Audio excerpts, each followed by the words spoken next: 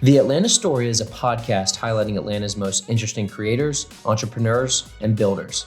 I'm Jon Birdsong with Atlanta Ventures, and in today's episode, we have Allie Kelly, Executive Director of The Ray.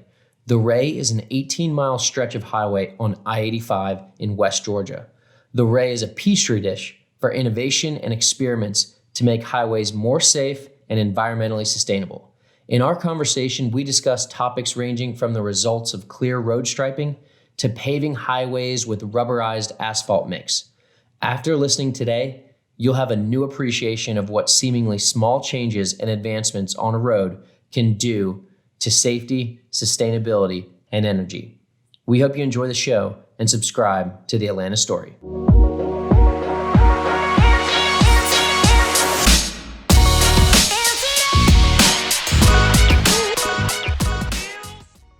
Welcome to the Atlanta Story podcast. Today we have Allie Kelly of The Ray.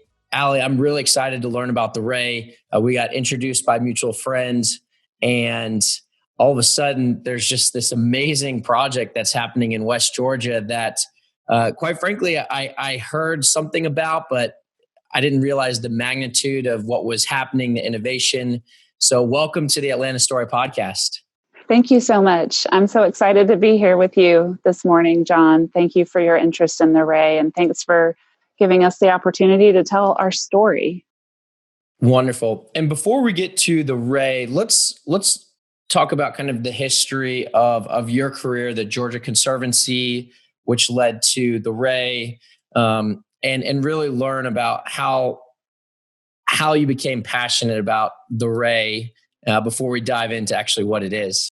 Sure. Well, I'm an Atlanta native, and I've always worked in policy. I got my degree from the University of Georgia in political science and actually used that degree as my career. Go Dogs. Go Dogs.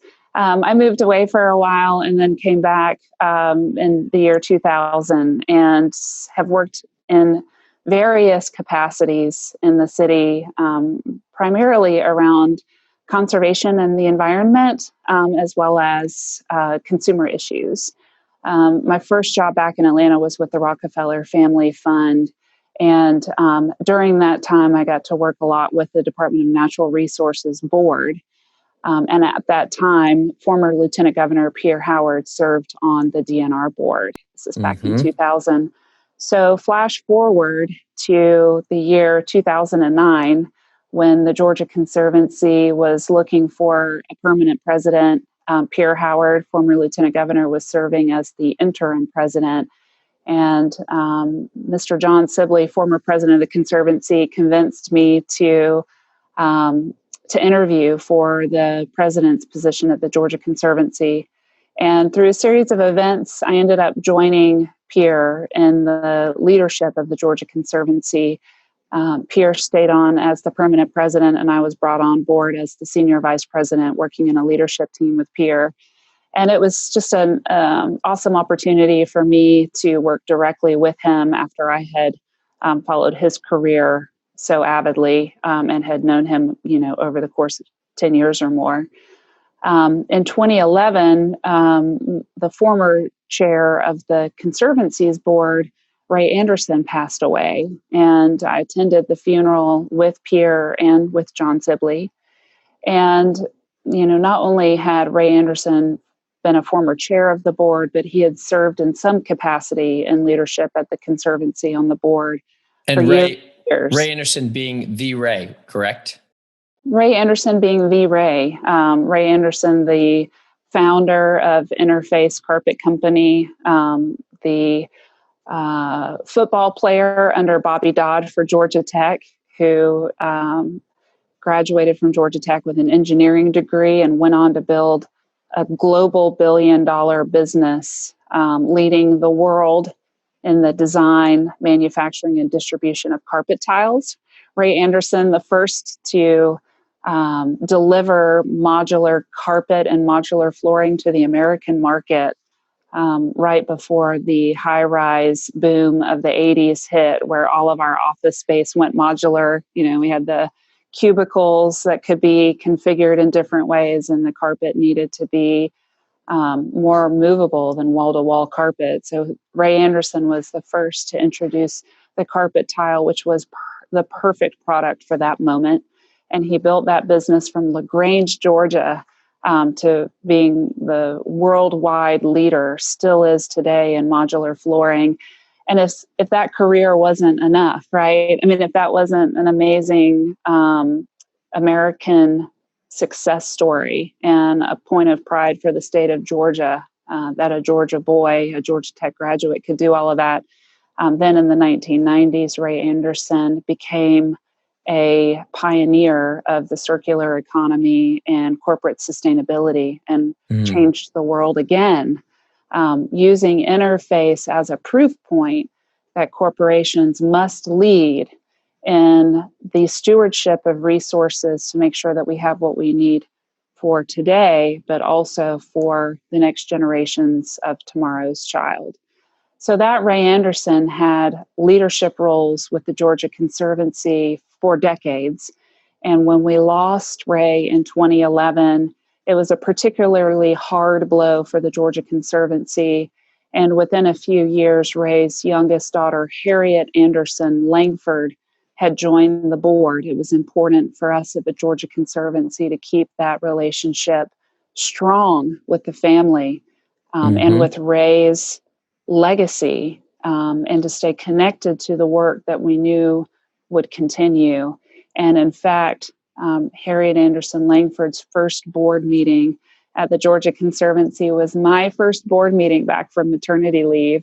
And her daughter, Melissa, had just had a premature baby boy, and I had just had premature twin boys. And it has been a family affair for me, as well as a love for Harriet and her family, as much as it is a dedication and commitment to the work of the Ray. And so this was 2013 or so at this point? 2013 when Harriet Anderson Langford joined the Georgia Conservancy Board. And it was in 2014 when Harriet worked with former Governor Nathan Deal and the State House, in particular Representative Randy Nix, to designate a memorial highway section of Interstate 85, 16 miles between Exit 2 West Point and Exit 18 LaGrange. Eventually, our work adopted the additional 2 miles to get to the Georgia-Alabama state line. So we have always felt like the Ray really starts at the Georgia-Alabama state line at the Chattahoochee River, and then we use, with a partnership with Georgia DOT and the Federal Highway Administration, we use that memorial corridor as a proof of concept or a proof point for emerging transportation technologies. Great background. And so we've got 18 miles now with that extra 2, is that correct? 18 miles. The Ray, Georgia DOT, and the Federal Highway Administration now have a formal ongoing charter that really is the foundation for our work and our relationship. It is an expansion of the public-private partnership. So we talk a lot, kind of commonly now, about P3s. What we have done is brought philanthropy to the table. And so it's now a public-private philanthropic partnership, or a P4. We at the Ray, we didn't come up with the P4. There have been other foundations like Ford and Rockefeller who have used the P4 and leveraged their philanthropy primarily to enable more capacity and human resources in the public sector. What we're doing at the Ray is a little bit different.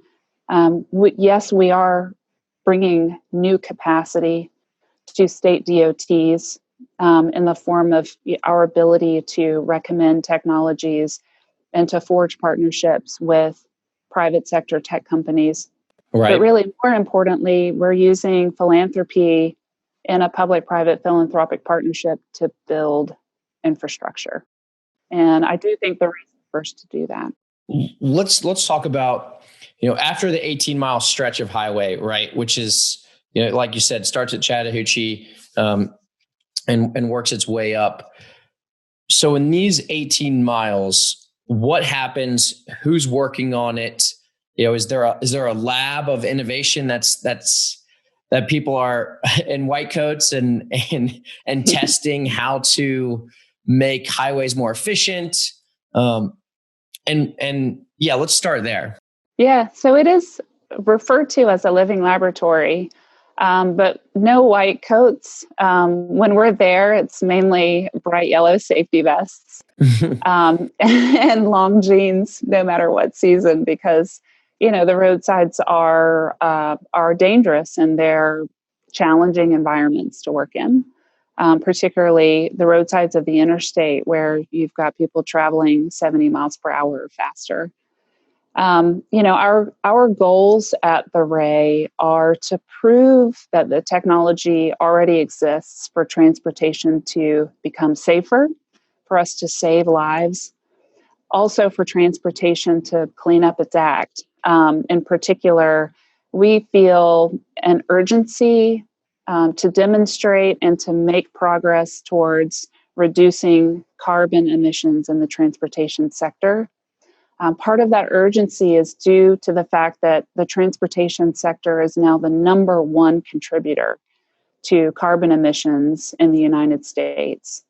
And it's a hard sector. Transportation's hard to Yeah. work in when it comes to carbon because, John, you drive what you decide you're going to drive. If you decide you're going to drive a vehicle that gets low gas mileage and produces a lot of emissions, how do I help to reduce or mitigate that carbon? You have the personal choice. And we at the Ray believe that's the American way. You drive what you want to drive. And also, John, you drive how far you want to drive. If you want to commute an hour or more into work every day, which a lot of people in the Atlanta area, unfortunately, have to make those long commutes, that's your choice. And so when it comes to reducing carbon in the transportation sector, there aren't any one size fits all solutions. And it's a tricky situation for a DOT who's, really more comfortable building the roads, maintaining the bridges, not so worried about tailpipe emissions. But we have to Right. start becoming responsible for transportation carbon in the sector, and that's part of what we seek to do at the Ray. So how do you tackle the problem, let's just say, of tailpipe emissions from a highway perspective, right? I mean, are there big filtration systems on the side of the road that I mean, what's the tangible solution there?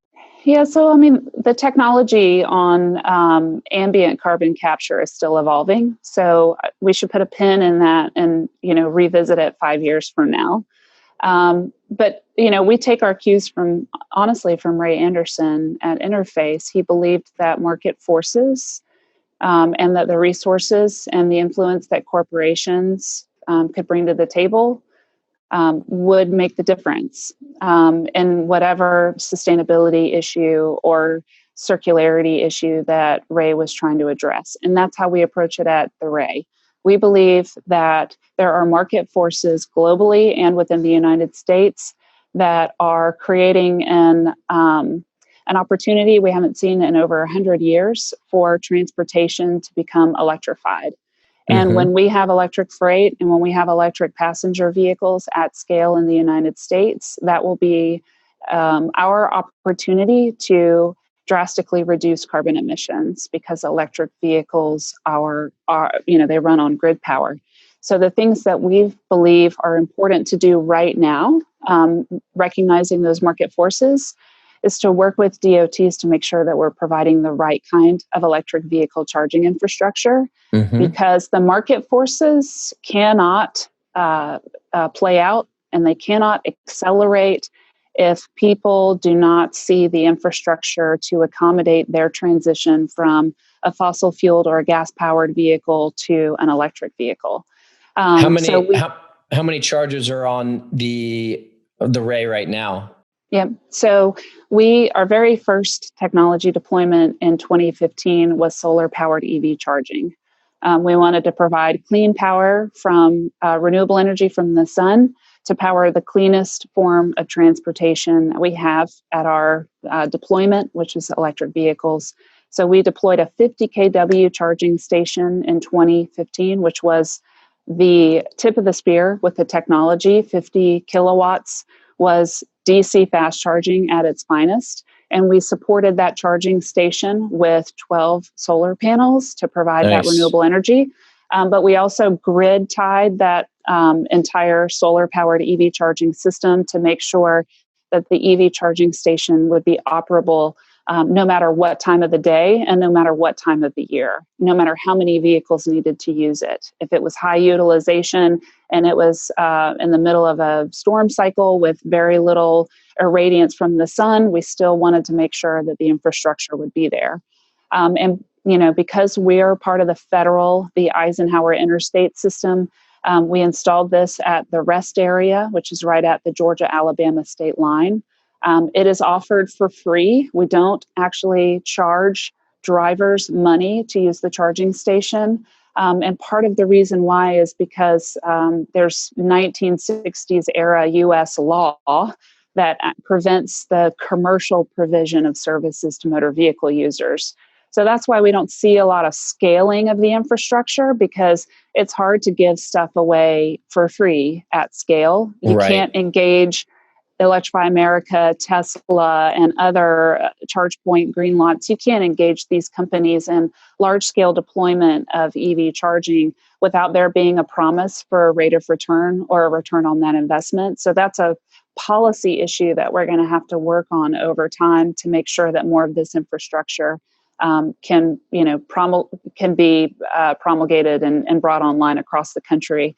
But for now, we wanted to make sure that was one of the first things that we did, was to support electric vehicles with EV charging infrastructure. Yeah. So I would imagine that people adjust their trip around the Ray to charge,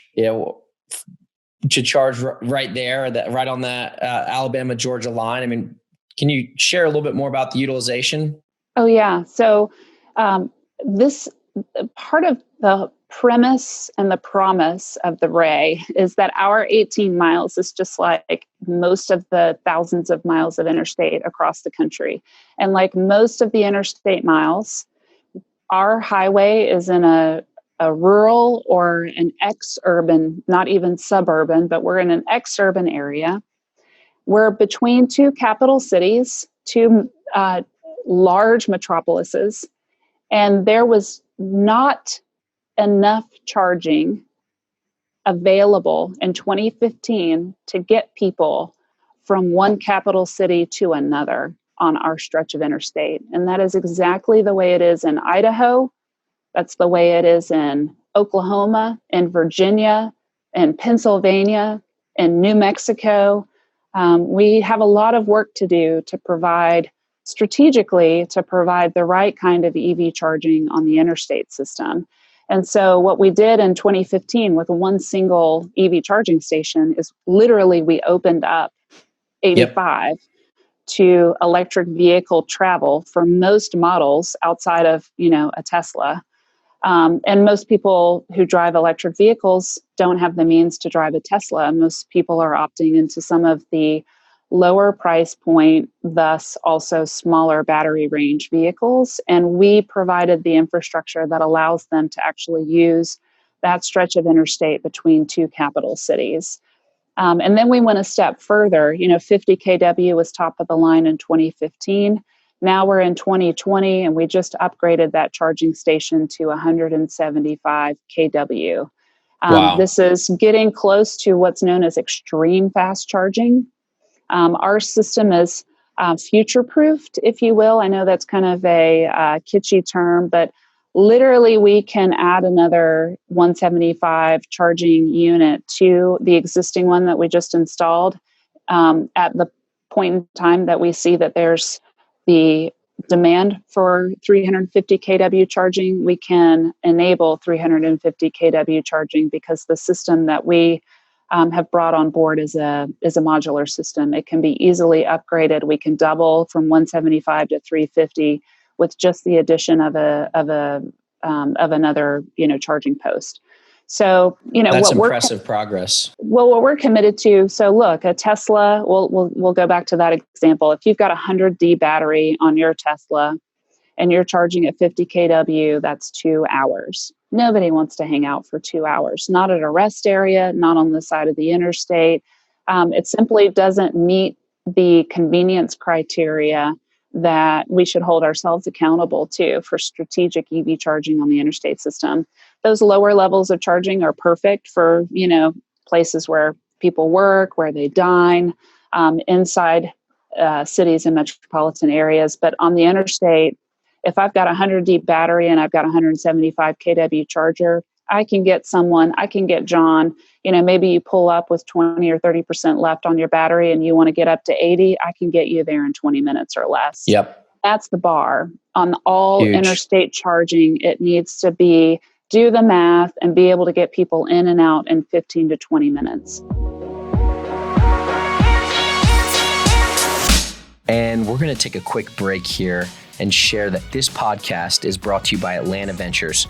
If you are looking to start the next $300 million business out of Atlanta, check out the studio at atlantaventures.com.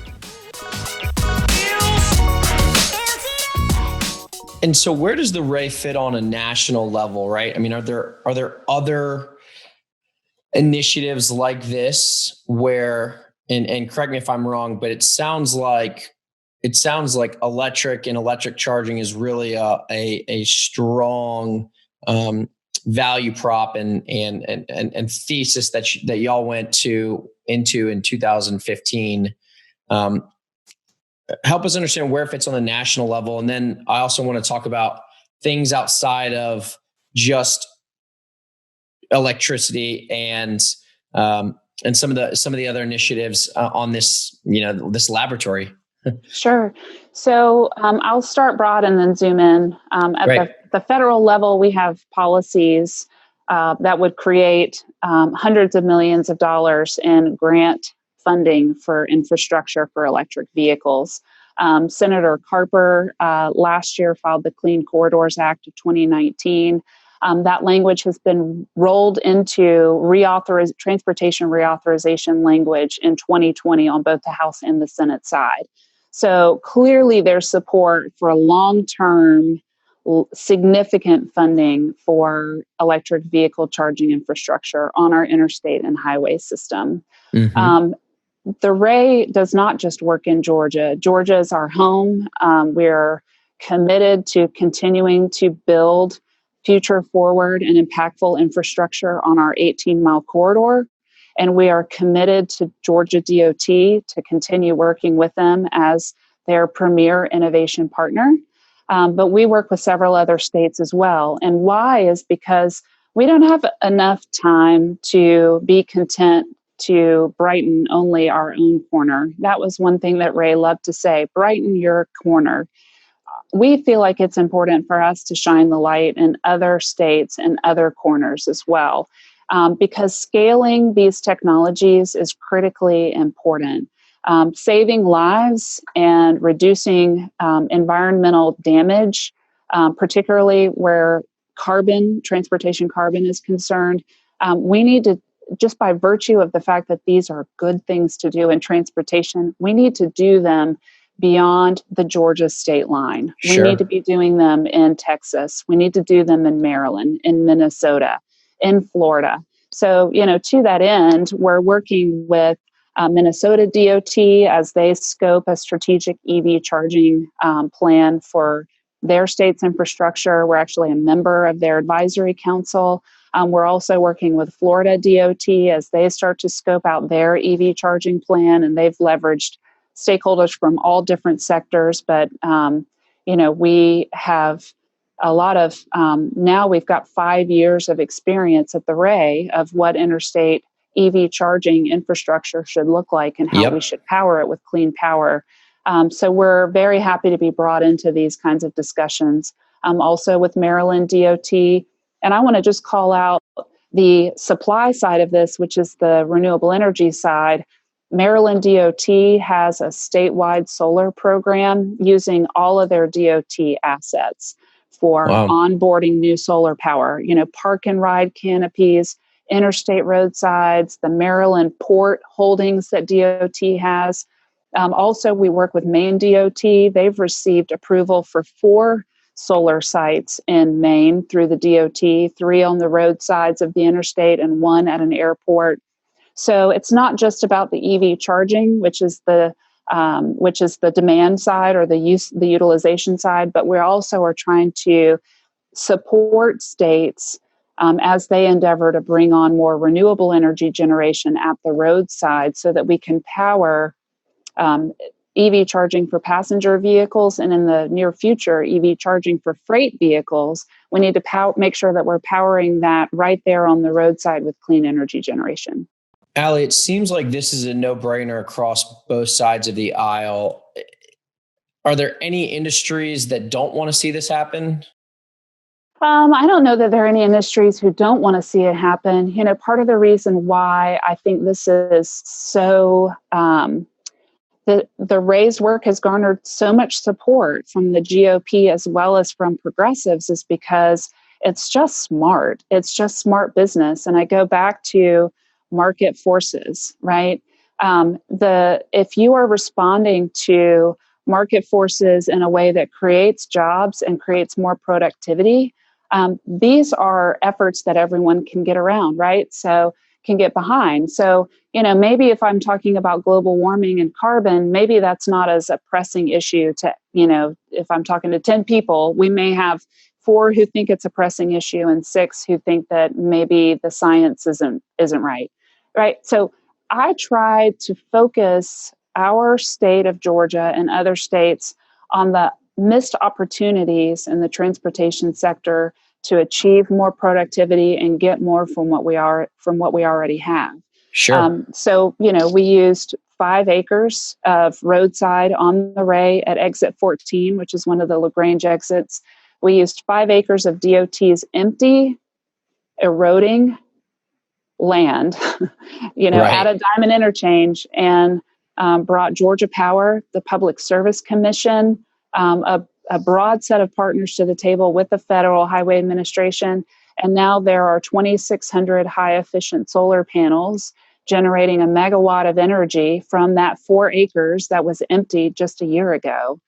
And what does that mean? So first of all, DOT no longer has to maintain that property for the entire term of the agreement. That solar agreement is a 35-year agreement.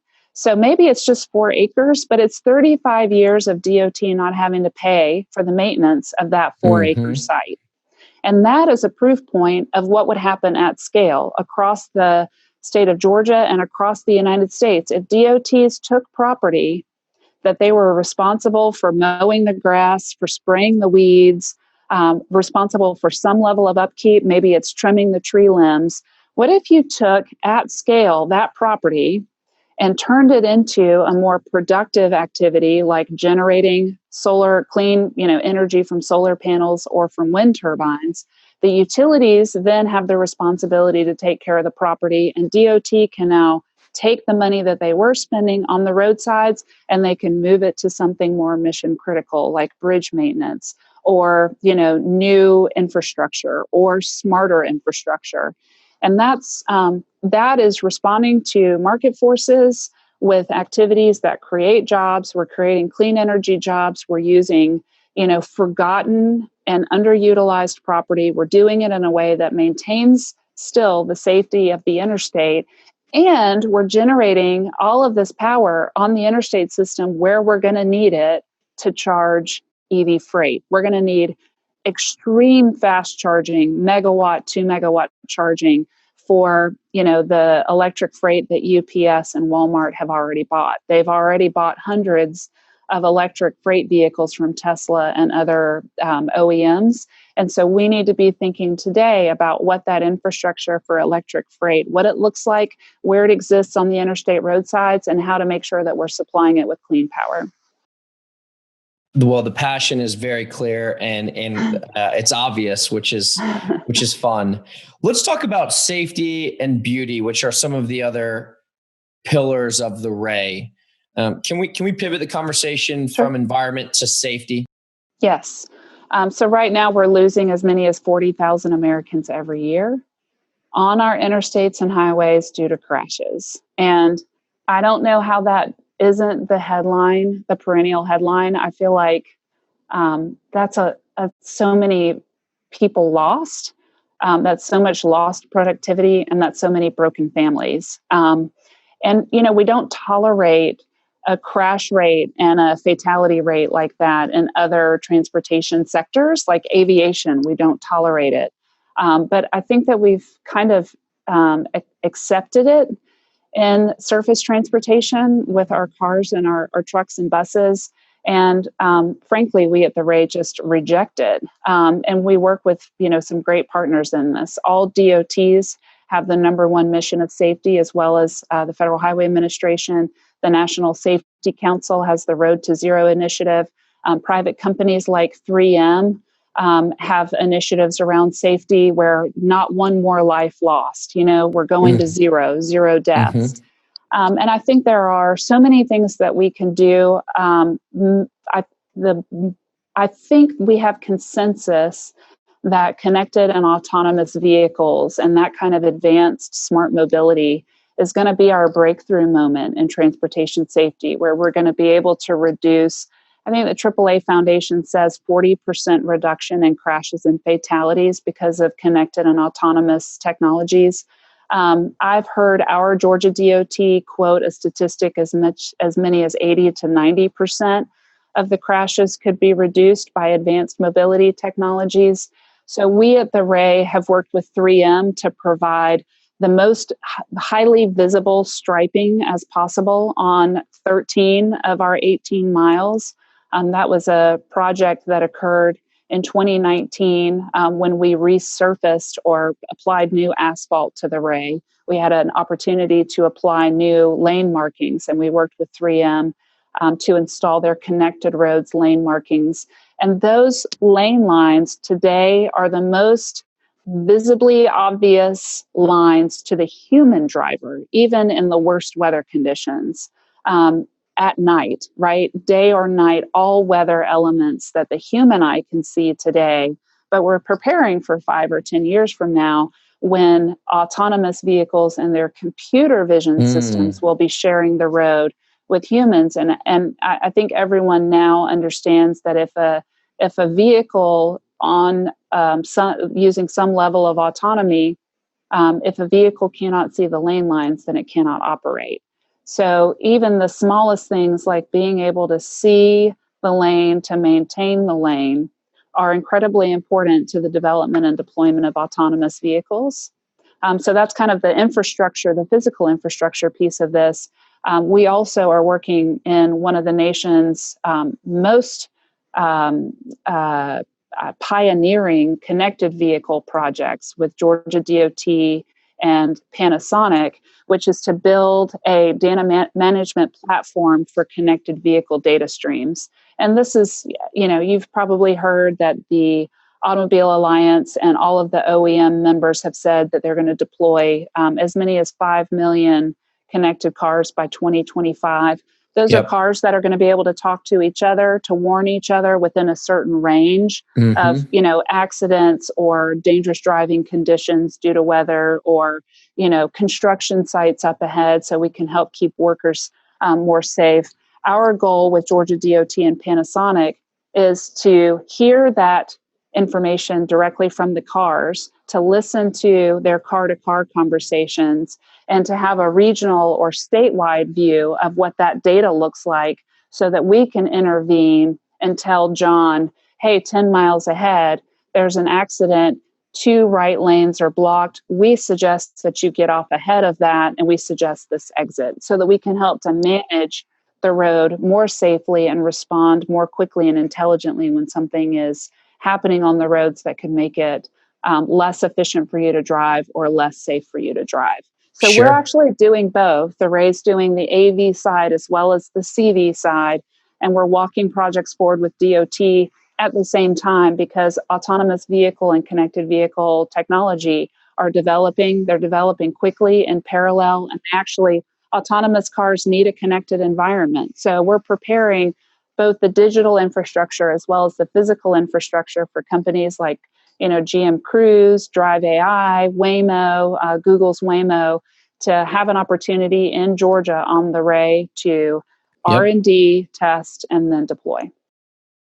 Do you have any data just from the simple but obviously clearly common sense of highly visible striping on the 18 miles versus the rest of Georgia?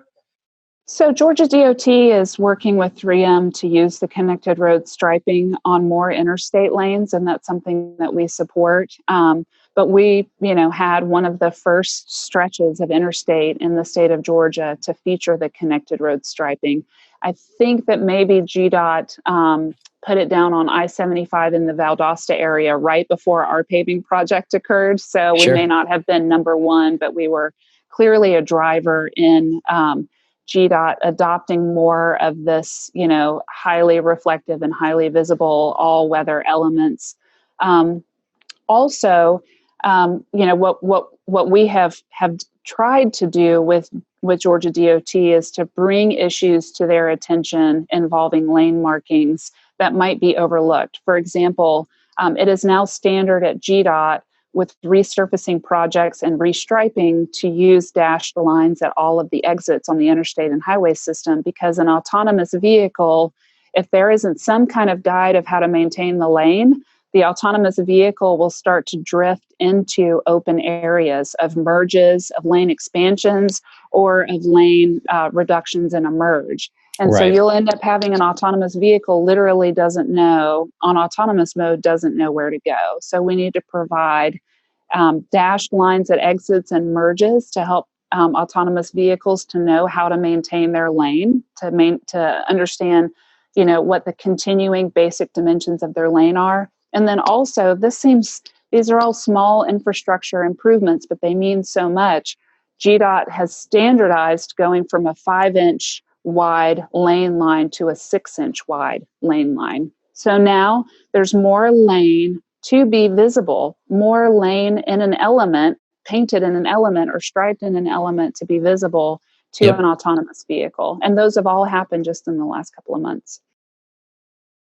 Are there any other experiments? Because I feel like as you mentioned, one small thing could make an astronomical difference, right? And are there any other experiments right now that are interesting to you, and in a way that really you feel like, all right, these are the next 3 experiments that we're testing and that could be deployed to the larger DOT network starting in Georgia? Yeah, absolutely. So I'm going to stick with safety for a minute longer. And this is kind of a did you know in Georgia, we throw away about 10 million tires every year. And nationally, that number is about 300 million discarded tires every year. And interestingly enough, like carpet tiles, tires do not break down in landfills for hundreds of years. So it's a compounding problem. And it affects literally the space that we have for trash, because that space is taken up by tires that do not break down. And of course, anyone in the state of Georgia who's ever driven a rural highway knows that we have a lot of scrap tire dumps as well. And those scrap tire dumps where people just dump a few hundred or a few thousand tires, they're horrible cleanup projects. They cause, mosquitoes and other insects. They give them great breeding grounds during the summer months because the tires fill up with water. So that's a public health issue. It's also a safety issue if they catch fire. Firefighters have a hard time putting out fires associated with tire dumps because of the nature of the material the tires are made of.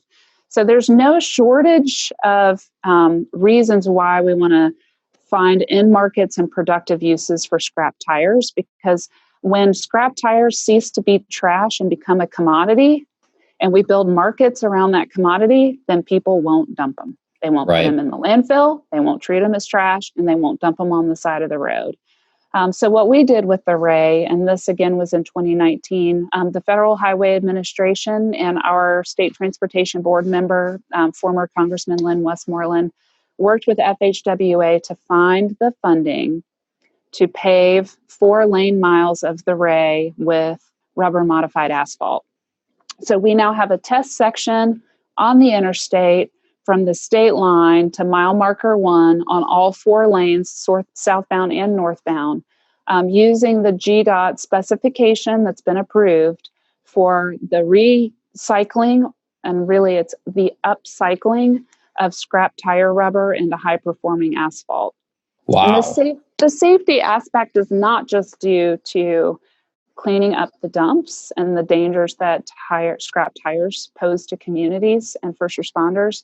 The safety aspect for the road is simply rubber in the road. It lasts longer, it's quieter, it's crack resistant. There are all of these infrastructure benefits and benefits to public health. Quieter roads means that you're reducing noise mitigation for the driver, that you're reducing noise pollution for the driver as well as the communities. But more importantly, rubber modified asphalt is more resilient. So you can use rock mixtures in your asphalt. Asphalt is binder and rock. And if you use a slightly looser rock mixture, you don't get a permeable pavement, you don't get a porous pavement, but what you do is you build in voids in your pavement where water can run through those voids and off the side of the road when there's a lot of rain. So in Georgia last year, I think we got 57 inches, which is, we're one of the wettest areas in the country. When it rains on the highway, that water typically pools up on the road surface and can cause hydroplaning. It causes the splashback. Some people call it the rooster effect, from one car to another, kicking up all of that splash and spray from standing water on the road. So what we've done is we have taken scrap tires, which is a problem, a safety and a trash issue, and we've turned it into longer lasting, more durable, quieter roads that unlock the opportunity for us to use looser rock mixtures to help guide the water off the surface of the road. And it doesn't degrade the road because the rubber helps to hold the rock onto the road year after year. No matter how much water goes through it, the rubber is the resilience, literally, that holds it all together year after year. So you still have a high-performing road that's crack resistant, that lasts longer, but the rock isn't locked into place, creating hydroplaning. The rock is slightly looser, allowing for the water to work its way off the surface. It is a win-win-win-win-win-win-win situation. And we're really proud that we have a section of our interstate that features rubber modified asphalt with that looser rock mix, which is called open graded friction course for the techies in your audience. So we were able to do, the 10% specification for rubber modified asphalt with OGFC on the Ray. But then we were also able to work with Troup County to pave a county road with 10% rubber asphalt as well. So now we have multiple projects in our area of the Ray that are best in class to try to show, other states, if we can do it here in Georgia with scrap tires to achieve a safety benefit during, nasty weather to keep people safer on our roads, you can do it wherever you are too. We can do this in New Jersey, Pennsylvania. We can do it in Iowa, Idaho. We can do it in California. We can do it in Texas because we've done it here. Talk to us about the future of the Ray, right? I mean,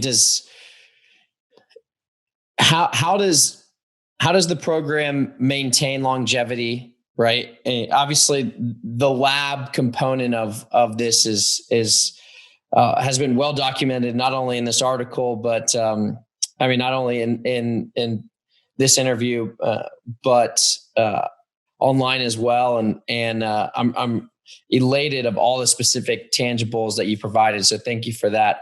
Yeah. But what does the future lie for the Ray? So first, let me just talk to you about how we're funded and how we're able to do what we do today. Harriet Anderson Langford founded the Ray. She's our board president. She is our pioneer, just like her dad. And Harriet's job at the Ray is a really big job that she does on top of another big job, which is that she is a trustee of the Ray C. Anderson Foundation. with her family, her sister Marianne Lanier, their husbands, and then Ray's grandson, John Lanier, is the executive director. So when Ray passed away in 2011, he took 99% of his personal wealth and he created this foundation. And the two daughters and their children are trying to chart a path forward for Ray's legacy to continue supporting the work that he started, but to also continue to advance that legacy, not just through other organizations' work and supporting that work, but also for Ray's legacy to have a direct impact like it does through the Ray.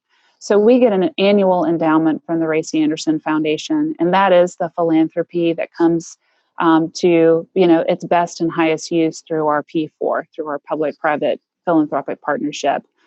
We also receive funding from crowdfunding. Basically, people who love our work give us $5 a month, and we try to be as the best stewards as we possibly can for those individual donations. We also accept corporate donations. Companies don't sponsor us because we don't want people to feel like we're trying to promote a product for our own benefit. Right. We only promote what is successful on the Ray, and we try to be really transparent about how our work is funded for the public good. Some companies that fund us, like Kia Motors America and the manufacturing plant on the Ray, they want to promote and support our work, not because they have anything like that at Kia, but because they need us to be successful so that road transportation can be safer and cleaner, because that ends up benefiting them in the long run. So that's kind of how we're structured today. We have just expanded our staff to include a director of strategic partnerships. We brought on board a Maryland DOT staffer named Laura Rogers. And Laura's job at the Ray is to try to work with other DOTs as much as possible to support their onboarding of our work. And they don't, it's not like an all or nothing situation. It's the Ray simply saying humbly, this is what we've done. This is how it's worked or it hasn't worked. This is our success. This is the data. How can we help you do the things that you're interested in that we've done on the Ray? Yep. So that's what Laura's job is really scaling. And ultimately where this is going is, for the time being, for the Ray to work with as many DOTs and other road operators as possible. We also work with turnpike and tollway authorities. So we have plenty of partnerships that we can service directly one-on-one. But where I think this is going, just from listening to the last year of conversation around infrastructure at the federal level, GOP as well as the Democrats, everybody acknowledges that we need better infrastructure and smarter infrastructure. Everybody agrees that we can't build a 1960s highway to accommodate 2020 or 2050 vehicles and mobility. Mm-hmm. And so you hear a lot about smart highways or green highways, not a lot of detail, but people kind of like to say, oh, we're going to build a sustainable infrastructure, we're going to build smart infrastructure. So ultimately where we're going is for the Ray to develop a national best-in-class gold standard combination of technologies and practices that provide the detail, where, no pun intended, where the rubber meets the road on a green highway. We're a green highway, we're a sustainable highway, we're a smart highway.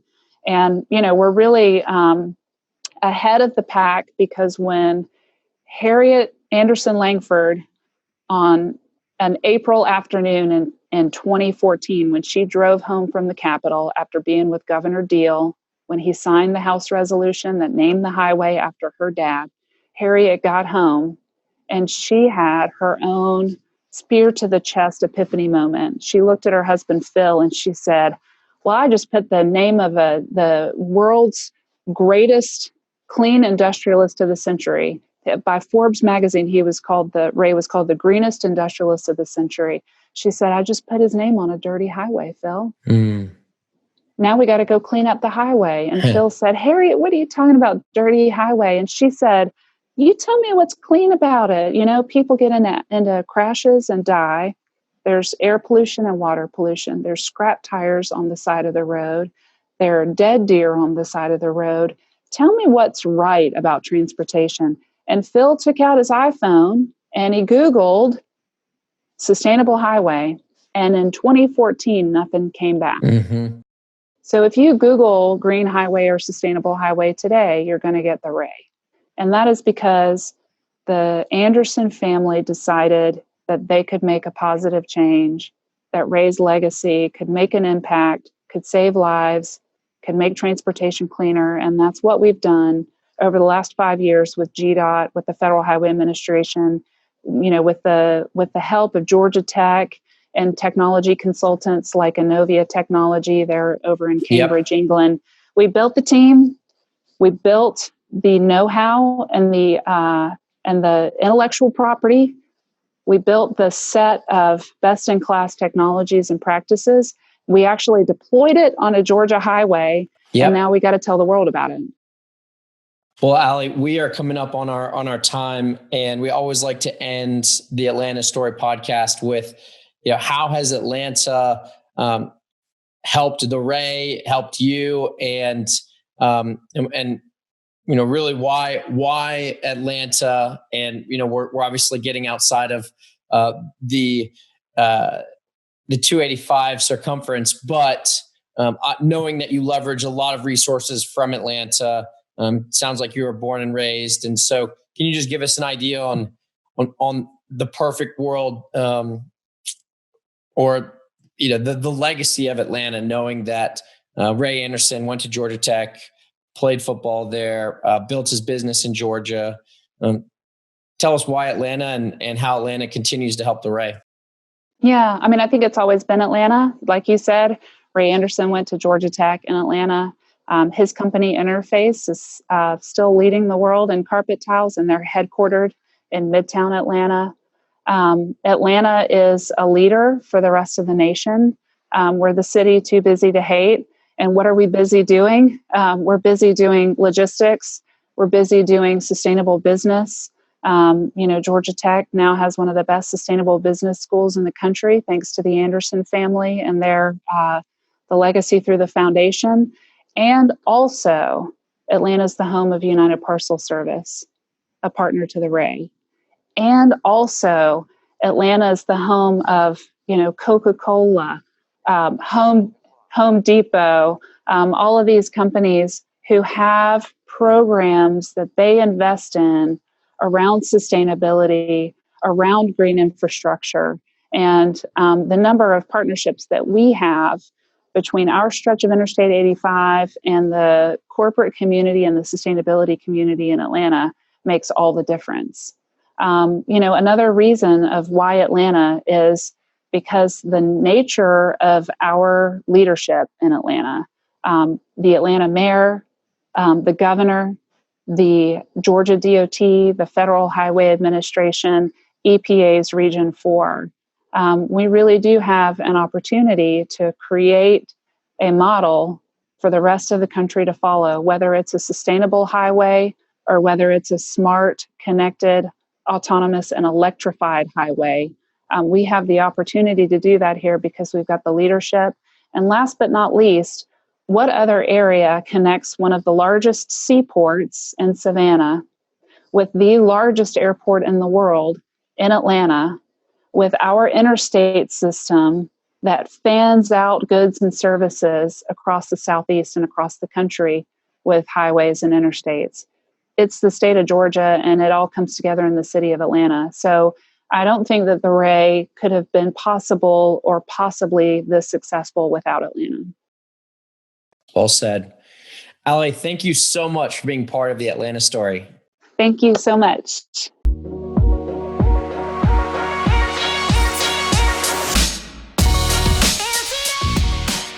This podcast is brought to you by Atlanta Ventures. It was co-produced by JC Lucas and Jon Birdsong. If you are looking to start the next $300 million business in Atlanta, check out the studio at atlantaventures.com and the companies we work with who've done it before. Thank you for listening to this episode.